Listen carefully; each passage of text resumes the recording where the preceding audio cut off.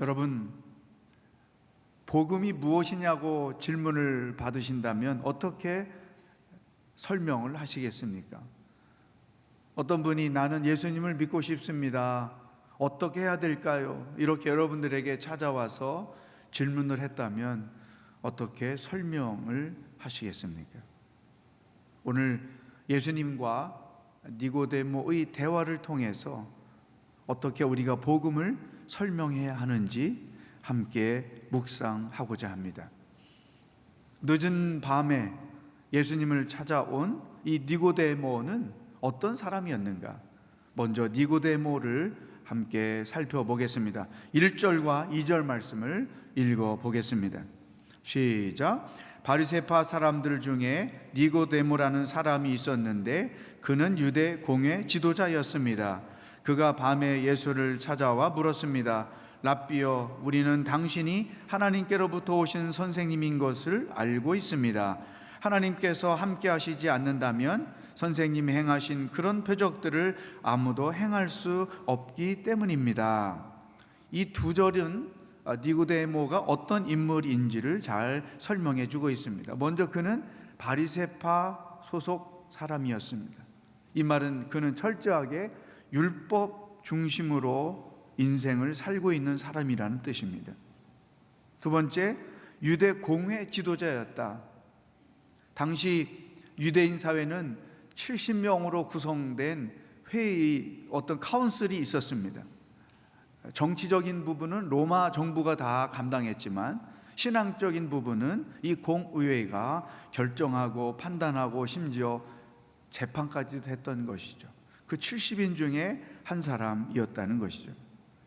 또 세 번째, 밤늦게 예수님께 찾아와 그가 하는 그 말을 가만히 들여다보면 인격도 갖추었고 또 교양도 갖추어진 인물이라는 것을 알 수 있습니다. 그는 유대 사회의 리더 중에 한 사람이었던 것입니다. 그러나 3절 4절을 읽어보십시오. 또 다른 니고데모의 모습을 발견할 수 있습니다. 3절 4절입니다. 시작. 예수께서 그에게 이렇게 말씀하셨습니다. 내가 진실로 진실로 내게 말한다. 누구든지 다시 태어나지 않으면 하나님 나라를 볼 수 없다. 니고데모가 예수님께 물었습니다. 나이가 들어 늙은 사람이 어떻게 다시 태어나겠습니까? 태어나려고 어머니 뱃속으로 다시 들어갈 수 없지 않습니까?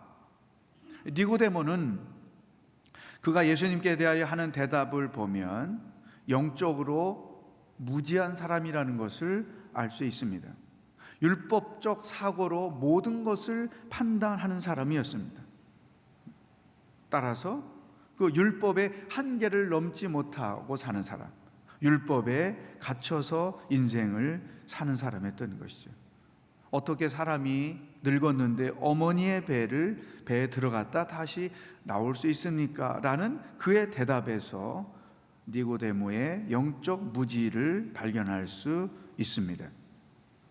율법에는 능통할 수 있었지만 영적으로는 무지한 사람, 하나님의 뜻에 관해서는 무지한 사람이라는 것을 알 수 있습니다. 여기에 현대 크리스찬들의 한계가 있음을 발견합니다. 세상 지식은 전문가 수준이지만 영적으로는 무지하거나 어린 아이의 수준에 머물러 사는 사람들이 많이 있다는 것이죠. 세상 돌아가는 이야기, 정치 이야기, 경제 이야기, 이런 것은 어디를 가도 선생이 될 수 있는 수준에 있지만 하나님의 뜻을 깨닫는 영적인 수준은 어린 아이와 같은 사람들이 있다는 것입니다. 여러분, 건강한 크리스찬이란 하나님의 뜻을 알고 그 뜻을 행하며 살아야 합니다. 나 개인의 삶을 향하신 하나님의 뜻이 무엇인가? 말씀을 통해서 알아야 합니다. 우리 가정과 자녀들의 인생을 향하신 하나님의 뜻이 무언가? 말씀을 통해서 알고 행해야 합니다. 우리 교회, 우리 사회를 향하신 하나님의 뜻이 무엇인지 알고 그 뜻을 행하며 사는 것, 내가 하고 있는 그 일, 직업에 관한 하나님의 뜻이 무엇인지 알고 그 뜻을 행하며 사는 것, 이것이 건강한 크리스찬들의 삶의 모습입니다. 그러나 자신을 향하신 그와 같은 하나님의 뜻을 모르고 하나님의 뜻과 상관없이 인생을 산다면 그 사람은 니고데모 수준의 믿음 생활을 하고 있는 사람입니다. 건강한 크리스찬은 하나님의 뜻을 깨닫는 기쁨, 그리고 그 뜻을 행하는 기쁨을 경험하면서 사는 것입니다. 나는 영적으로 어떤 수준에 머물러 있는가? 나는 영적으로 계속해서 성장하며 나이를 먹고 있는가? 나는 나의 영적 성장을 위하여 무엇을 하면서 인생을 살고 있는가? 오늘 우리에게 주시는 첫 번째 말씀입니다. 히브리서 5장 12절로 14절 말씀을 보면 히브리서 기자가 영적으로 성장하지 못하고 있는 성도들에 대하여 이렇게 설명을 했습니다. 함께 히브리서 5장 12절로 14절을 읽어보겠습니다. 시작. 여러분은 지금쯤 선생이 돼 있어야 마땅한데 누군가 다시 여러분에게 하나님의 말씀의 초보 원리들을 가르쳐야 할 형편입니다. 그래서 여러분은 젖만 먹고 단단한 음식을 먹지 못하는 사람들이 됐습니다. 젖을 먹는 사람은 모두 의의 말씀에 익숙하지 못합니다. 그러나 단단한 음식은 성숙한 사람의 것입니다. 그들은 끊임없는 훈련으로 연단된 분별력을 지니고 있어 선과 악을 분별할 줄은 아는 사람들입니다. 아멘.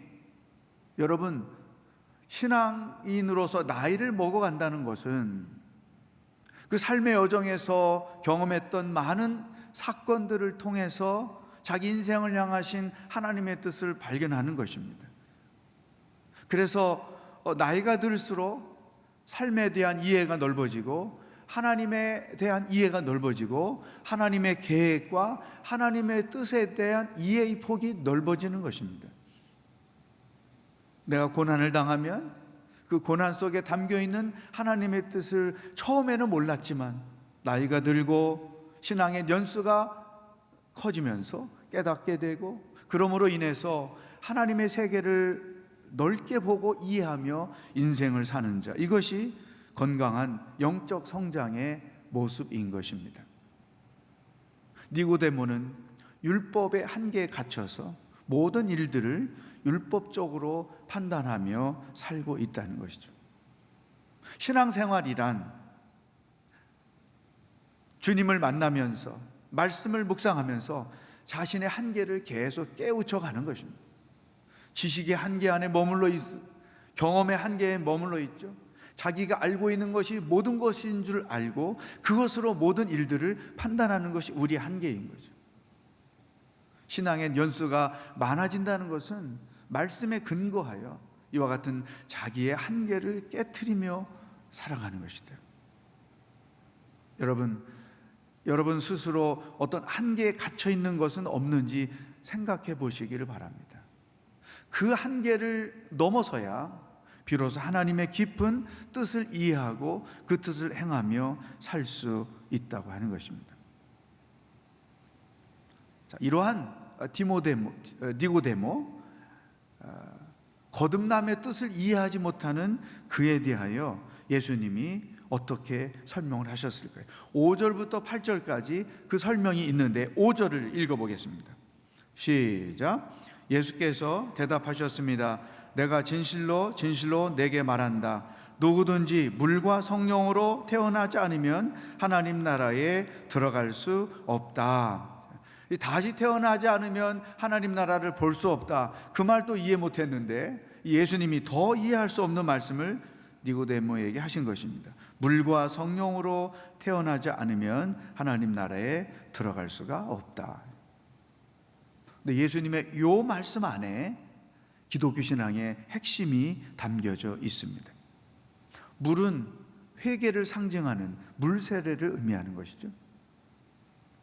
성령은 자기의 죄를 고백하고 예수님을 구주로 믿게 되는 성령 세례를 의미하는 것입니다.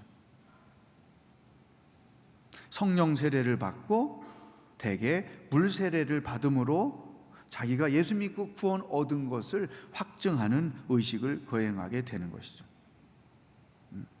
여러분, 예수님이 믿어진 것, 예수님을 나의 구주로 영접한 것, 죄사함을 얻고 확신을 갖는 것, 구원을 얻고 구원의 확신을 갖게 되는 이 모든 것들은 성령님에 의해서 가능한 일인 거예요. 고린도전서 12장 3절을 함께 읽어보겠습니다. 시작. 그러므로 나는 여러분에게 알려드립니다.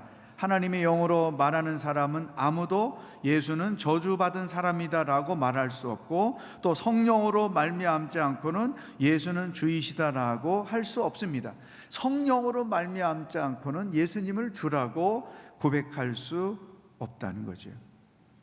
그러니까 우리가 얻은 구원은 성령님에 의해서 일어난 일이고, 그 일을 가능케 하는 것이 성령 세례라고 예수님이 설명하는 것입니다. 니고데모가 이해할 수 없는 것 같지만 예수님이 그의 이해를 위해서 더 쉽게 이렇게 요약해서 설명을 하신 것이죠. 회개하고 죄사함 받고 예수님을 믿으면 구원을 얻는다. 이것을 거듭남이라고 하는 것이다. 그런데 이것은 성령으로만 가능한 것이다. 여러분, 우리가 예수 믿고 구원을 얻을 그 시기에는 나의 선택과 나의 결정으로 내가 예수님 믿고 구원을 얻었다고 그렇게 생각을 합니다. 그런데 예수님을 믿고 난 이후에 보니까 나의 선택과 결정이 아니라 성령님이 나로 믿게 하셨습니다. 성령님이 나로 깨닫게 하셨습니다. 성령님이 나로 예수님을 나의 구주로 고백하게 하셨습니다. 구원의 주체가 나한테 있지 않고 성령님께 있다는 사실을 깨닫게 되는 것이죠. 우리 기독교를 제외한 모든 종교는 그들이 원하는 구원의 주체가 자기 자신에게 있는 거예요. 자기의 수고와 자기의 노력과 자기의 공로로 얻고자 하는 구원을 얻는 것, 이게 모든 종교들의 공통적인 구원관인 것이죠. 그러나 우리 기독교는 그들과 완전히 다른 것이죠.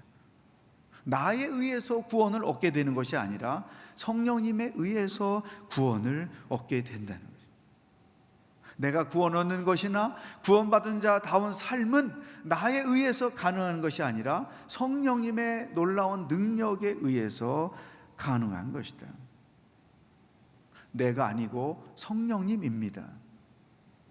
이게 정상적인 믿음의 고백이라는 것이죠.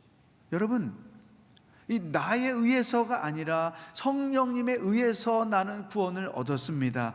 이 사실을 알 때 우리 신앙의 가장 중요한 하나님의 은혜와 사랑을 비로소 깨닫게 되는 거예요. 나 같은 죄인이 무엇이길래 나같이 허물이 많은 죄인을 얼마나 사랑하셨기에 이와 같이 나에게 이와 같은 구원을 주셨는가? 여기에서 하나님의 은혜가 나오는 것이고 하나님의 사랑이 나오는 거죠. 이 하나님의 은혜와 사랑을 알 때 우리 크리스찬들은 비로소 영적으로 철들게 되는 것입니다. 그때부터 본격적인 신앙생활을 하게 된다는 것이죠.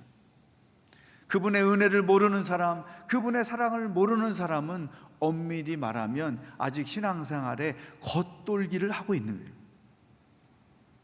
그 신앙의 깊이를 얻으려면 하나님의 은혜와 구원을, 사랑을 경험해야 하는 것이죠.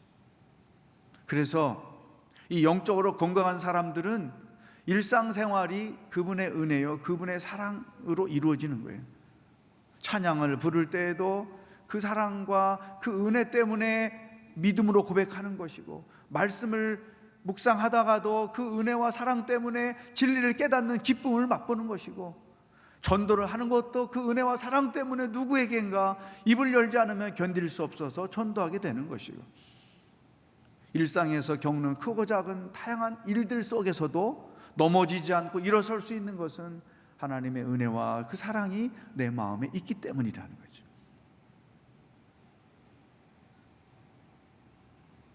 성령님이 우리 구원과 삶의 주체가 된다는 사실, 이것이 기독교 신앙의 핵심 중에 하나라는 거죠.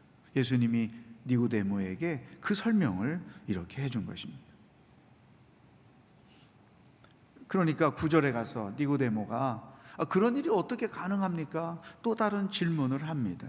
이때 예수님께서 더 구체적으로 13절부터 15절까지 이렇게 설명을 해 주셨습니다. 함께 읽어보겠습니다. 시작. 하늘에서 내려온 사람 곧 인자 외에는 하늘로 올라간 사람이 없다. 모세가 광야에서 뱀을 들어 올린 것 같이 인자도 들려야 한다. 그것은 그를 믿는 사람마다 영생을 얻게 하려는 것이다. 아멘. 예수님이 이 세 절 말씀에서 앞에서 보여줬던 설명을 더 넓게 해주고 계신 것입니다. 이 세 절 말씀 속에 놀라운 메시지가 담겨 있는 거죠. 13절 보면 예수님은 성육신하신 하나님이다, 이 사실을 설명하고, 또 14절에서는 이스라엘 사람들이 누구나 잘 이해하고 있는 과거의 사건을 통해서 설명해 주는 것이죠. 모세가 광야에서 뱀을 들어 올린 것 같이 인자도 들려야 한다. 이것은 예수님의 십자가의 죽음과 부활을 설명하는 것입니다. 민수기 21장 4절로 9절에 가면 불평 불만에 가득 찬 이스라엘 백성들에게 하나님께서 불뱀을 보내셔서 그들을 심판하셨죠. 그 뱀에게 물린 자들마다 죽어가는 것입니다. 그러나 하나님께서 모세에게 놋뱀을 만들어 장대 높이 세워라. 누구든지 그것을 바라보는 자들은 회복이 될 것이다, 치료가 될 것이다. 그때 그 사건은 후대에 있게 될 예수님의 십자가와 부활을 의미하는 거죠. 그 십자가에 달리신 예수 그리스도, 그를 믿는 자들은 살아날 것이다, 이것을 설명한 것입니다. 그리고 15절에서 그를 믿는 사람마다 영생을 얻을 것이다. 다 그것은 예수를 믿는 자가 구원 얻게 될 것을 미리 예표해 주신 것이다. 그러면서 16절에 이 세 절을 종합해서 이렇게 설명하신 것입니다. 16절 시작. 하나님께서 세상을 이처럼 사랑하셔서 독생자를 주셨으니 이는 그를 믿는 사람마다 멸망하지 않고 영생을 얻게 하려는 것입니다. 우리가 너무나 잘 아는 복음의 핵심인 것이죠. 예수를 믿는 자는 영생을 얻지만 믿지 않는 자는 심판을 얻게 될 것이다. 자, 니고데모에게 주님이 자세하게 설명하신 거예요. 그게 무슨 뜻입니까? 거듭남이라는 게 뭡니까? 물과 성령으로 세어나는 것이다. 그 물과 성령으로 어떻게 가능합니까? 그것은 예수님의 십자가 부활인데 이 사실을 믿는 자는 영생을 얻는 것이다, 이렇게 설명을 하는 것이죠. 그러나 이 사실을 알겠는데 그 예수님의 십자가와 부활이 나를 위한 것이 되려면 어떻게 해야 됩니까? 예수 믿고 구원을 얻는 구체적인 방법이 무엇입니까? 이것에 대하여 질문을 하는 사람들이 또 있는 것이죠. 그래서 사도 바울이 로마서 10장 9절 10절에서 예수님이 이루어 놓으신 이 놀라운 구원이 내 것이 되게 하는 방법을 이렇게 설명해 주었습니다. 함께 읽어보겠습니다. 시작. 만일 당신의 입으로 예수를 주라고 고백하고 또 하나님께서 그분을 죽은 사람 가운데서 살리신 것을 마음에 믿으면 구원을 받을 것입니다. 사람이 마음으로 믿어 의에 이르고 입으로 고백해 구원에 이릅니다. 자, 예수님이 이 십자가 부활의 놀라운 일들, 구원의 근거를 만들어 놓으셨는데 그것이 내 것이 되기 위해서는 어떻게 해야 되는가? 두 가지를 강조했습니다. 마음과 입술인 거죠. 마음으로 예수님이 십자가에서 죽으시고 부활한 것이 이 사실을 믿습니다. 그리고 그것은 나를 위한 것이었음을 믿습니다. 마음으로 믿는 것. 그리고 입술로 고백하는 것이죠. 예수님이 나를 위하여 십자가에서 죽으시고 부활하셨음을 믿습니다. 이 마음의 확신과 믿음과 입술의 고백이 반드시 있어야 구원을 얻는다는 거죠. 여러분, 교회 다닌다고 구원받는 거 아니에요. 이렇게 예배 참여했다고 구원받는 거 아니에요. 예수님을 인격적으로 고백하고 마음으로 받아들일 이 과정이 반드시 누구에겐가는 있어야 하는 것입니다. 제가 잊혀지지 않는 장례식이 있어요. 아버님이 돌아가신 분이 예수님을 믿지 못하고 돌아가셨어요. 그래도 장례식을 기독교식으로 요청하니까 입관 예배, 위로 예배 순서를 다 했죠. 이 위로 예배, 첫날 위로 예배를 드리고 나서 상주에게 인사 말씀 한마디 하라고 그랬더니 3일 동안 이 장례 예배를 치르는 동안에 우리 아버지가 구원 얻게 될 줄로 믿습니다. 이렇게 고백을 하는 거예요. 제가 충격을 받은 거죠. 여러분, 구원은 십자가에서 죽으시고 부활하신 예수님을 내 마음의 믿음과 입술의 고백이라는 분명한 과정이 있어야 얻어지는 거지, 이 자리에 함께 있다고 얻어지는 게 아니라는 거예요. 저는 대학교 1학년 돼서 수련회 갔는데, 형제님 언제 구원 얻었습니까? 그 조 멤버들이 처음 만나니까 나는 어디서 왔고 전국 각지에서 모였는데 예수님 언제 만났습니다. 고백을 하는데 제 순서가 됐는데, 내가 언제 예수님을 영접했지? 나 고등부까지 교회 열심히 다녔고 우리 아버지 목사고 나 그냥 구원 받았지, 이렇게 생각했는데 형제님은 언제 예수님 영접했습니까? 이렇게 질문을 하는데 당황스러운 거예요. 그때까지 교회에서 계단권 가라는 것만 가르쳤지, 기훈아 너는 예수님을 인격적으로 영접해야 돼, 어떤 선생님도 중고등부를 담당하는 목회자도 개인적으로 이런 인격적 컨택을 한 적이 없는 거예요. 차세대 이 교육이 그래서 얼마나 중요한지 몰라요.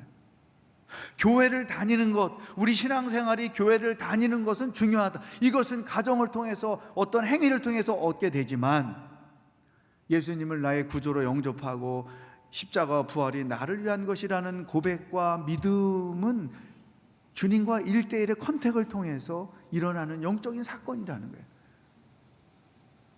그런 자만이 구원을 얻을 수가 있다는 것이죠. 니고데모에게 예수님이 설명하셨습니다. 거듭나야 하나님 나라 볼 수 있다.